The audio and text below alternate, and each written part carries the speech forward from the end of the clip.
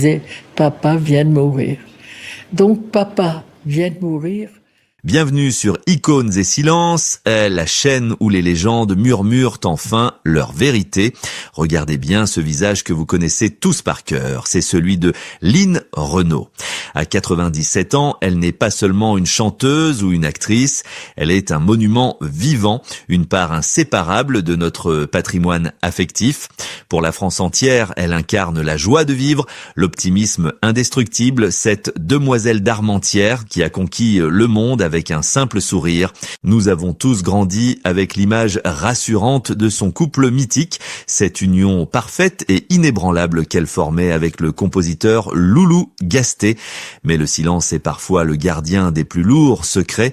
Et si je vous disais que ce sourire légendaire a servi pendant des décennies de masque à une tragédie intime, si je vous disais que derrière les portes closes de sa villa, l'icône nationale vivait une réalité bien plus sombre que les projecteurs ne le laissaient paraître. Aujourd'hui, alors que le crépuscule de sa vie approche, Line Renaud a décidé de briser l'armure. Elle admet enfin ce que beaucoup soupçonnaient sans jamais oser le prononcer à voix haute. Non, sa vie n'a pas été ce conte de fées linéaire et sans tache. Elle a choisi de révéler la double vie qu'elle a menée pendant 18 ans dans l'ombre des casinos de Las Vegas, un secret brûlant qui a failli tout détruire.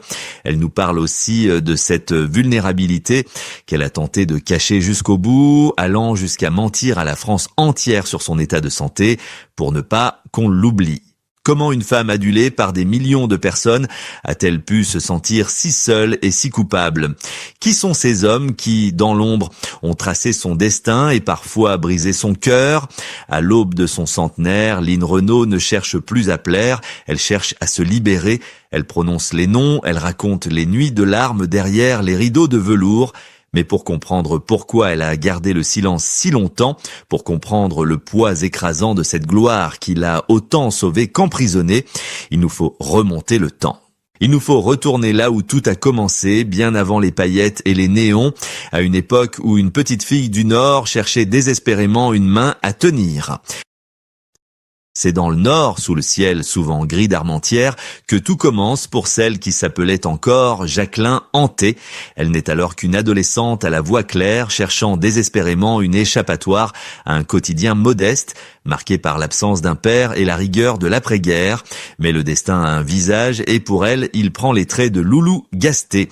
Lorsqu'elle le rencontre à Paris, il a 20 ans de plus qu'elle. Il est déjà un compositeur reconnu, un homme de monde, charismatique et autoritaire. Il ne voit pas seulement en elle une jolie fille, il voit une matière brute à sculpter. C'est lui qui décide de tout, effaçant Jacqueline pour donner naissance à Line Renaud. Il change son nom, refaçonne son allure et lui impose une discipline de fer, devenant à la fois son mentor, son manager et bientôt son époux. Le succès ne se fait pas attendre, il est foudroyant. En 1949, la France entière fredonne Ma cabane au Canada.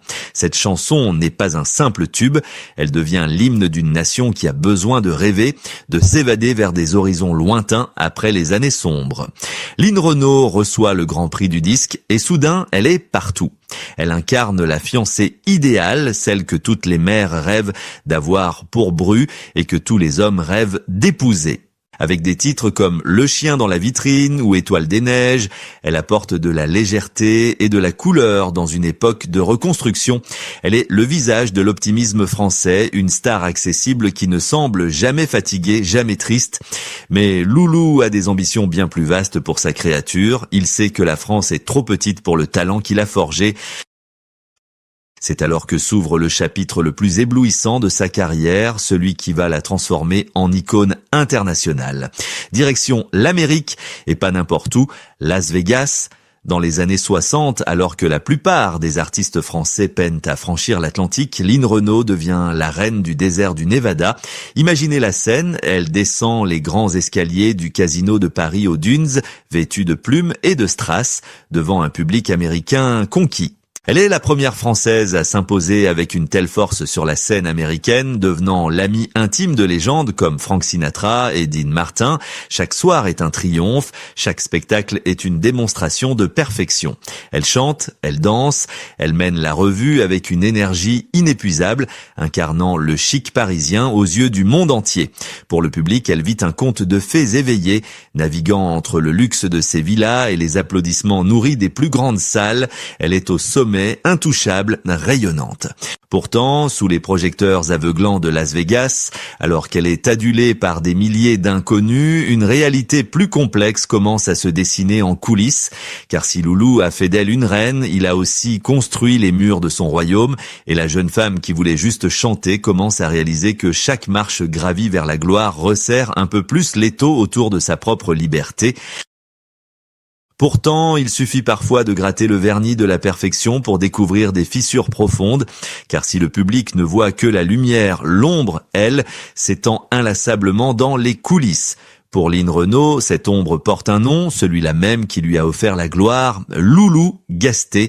Il est son créateur, son mari, son dieu, mais il est aussi son geôlier. Imaginez une jeune femme au sommet de sa beauté, adulée par des foules entières, mais qui, une fois le rideau tombé, redevient une petite fille soumise à l'autorité incontestée d'un homme qui a l'âge d'être son père. Loulou gère tout, contrôle tout, décide de tout. Il choisit ses chansons, ses robes, ses fréquentations et même ses sourires. Il a façonné Lynn Renaud pour qu'elle soit l'épouse modèle, la star irréprochable. Mais ce faisant, il a oublié qu'elle était aussi une femme de chair et de sang, avec ses propres désirs et ses propres rêves. On parle souvent de cage dorée pour décrire la vie des stars, mais pour Lynn, les barreaux étaient de gratitude et de dette morale. Comment se rebeller contre l'homme qui vous a sorti de la misère? Comment dire non à celui qui a fait de vous une reine? Elle vit dans une solitude paradoxale, entourée de monde mais terriblement seule dans son couple. Loulou est un mentor génial, mais il n'est pas un amant passionné. Il est protecteur, mais il est froid. Dans l'intimité de leur vie à Las Vegas ou à Paris, il n'y a pas de place pour la folie, pour l'imprévu ou pour la passion brûlante.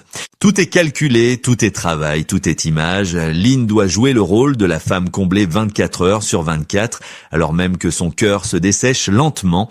Elle subit la pression écrasante de ne jamais décevoir ni son mari, ni ce public français qui la vénère comme une sainte laïque.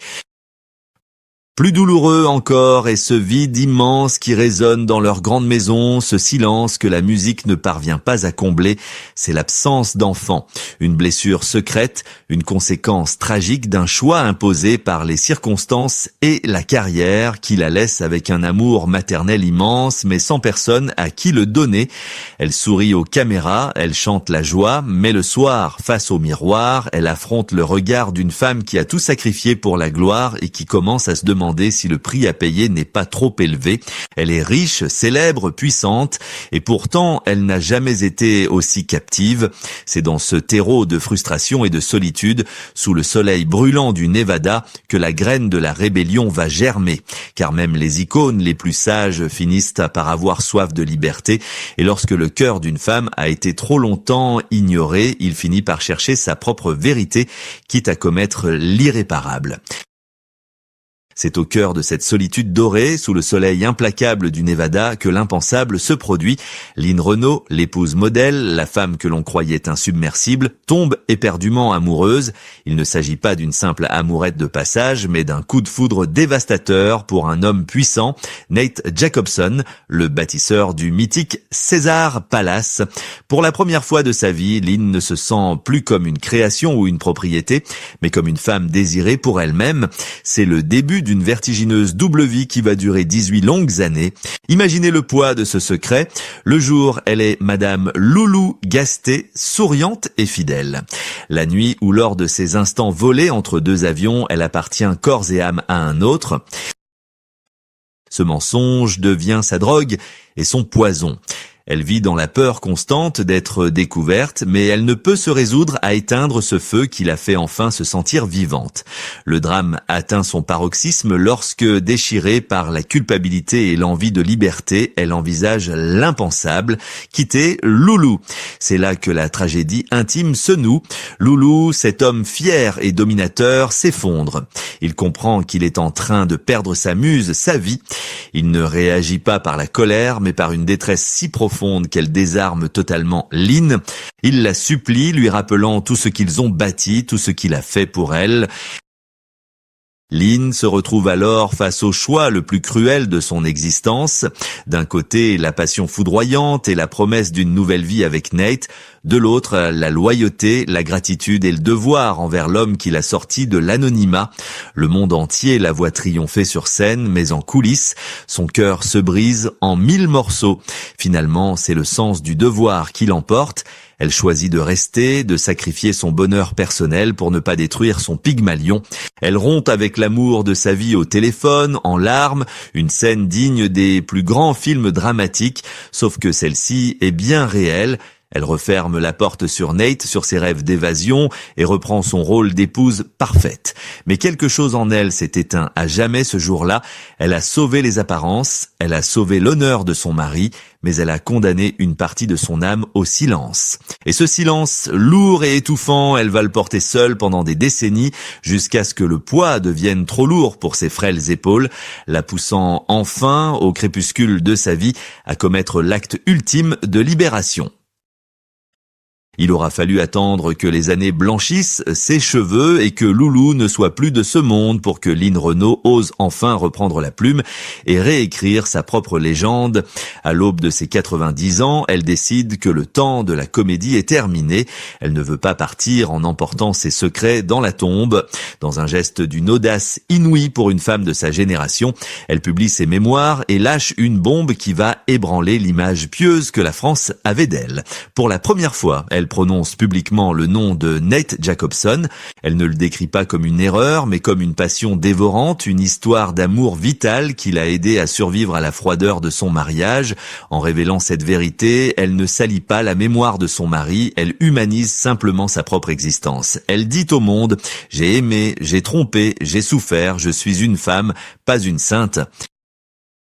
Mais la libération de la parole ne s'arrête pas là. Il y a un autre secret, plus récent, plus douloureux, qu'elle a gardé enfoui par peur d'être rejetée. En avril 2019, on nous a raconté qu'elle avait fait une mauvaise chute en jouant avec ses chiens, se fracturant la cheville.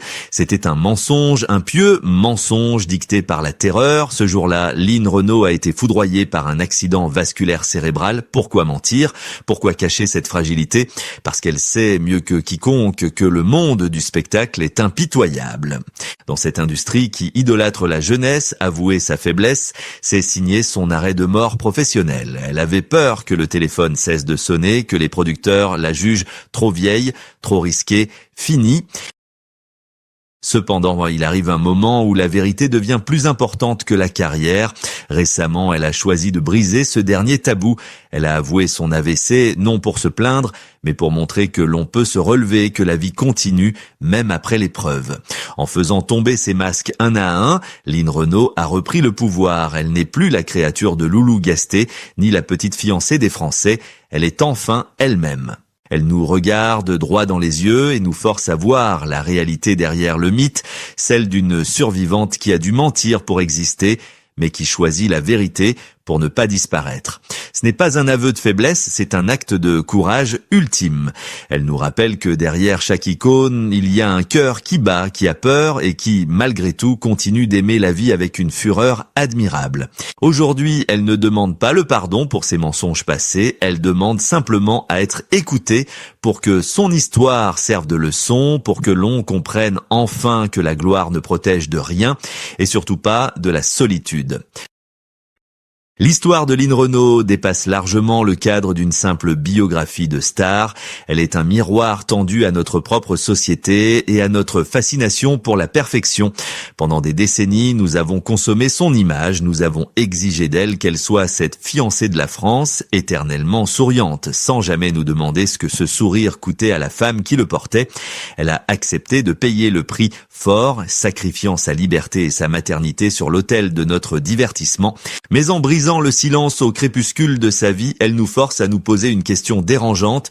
Sommes-nous enfin prêts à accepter nos idoles pour ce qu'elles sont vraiment, c'est-à-dire des êtres humains imparfaits, fragiles et complexes, ou préférons-nous le confort du mensonge à la rudesse de la vérité ?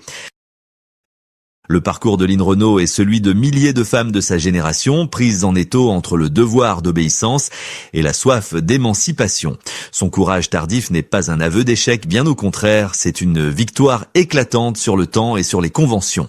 Elle nous prouve qu'il n'est jamais trop tard pour reprendre le contrôle de son propre récit, qu'il n'est jamais trop tard pour dire « je » au lieu de « nous ». En révélant ses blessures, ses amours interdites et ses peurs, elle ne descend pas de son piédestal, elle descend simplement parmi nous, plus humaine et plus touchante que jamais. Alors, que retiendrons-nous de la demoiselle d'Armentières ? Non pas seulement ses chansons ou ses plumes de Las Vegas, mais sa résilience extraordinaire. Elle nous laisse une leçon universelle. La véritable gloire ne réside pas dans les applaudissements d'une salle comble, mais dans la capacité à se regarder dans le miroir sans honte, en ayant enfin aligné son cœur avec ses actes. L'histoire de Lynn Renaud n'est pas celle d'une victime, c'est celle d'une conquête, la conquête de soi-même. Aujourd'hui, nous l'écoutons non plus pour la juger, mais pour la comprendre, car derrière chaque icône, il y a un silence qui attend d'être brisé, et quand la vérité éclate enfin, elle ne détruit pas le mythe, elle le rend éternel. Merci d'avoir écouté cette histoire sur Icônes et Silence.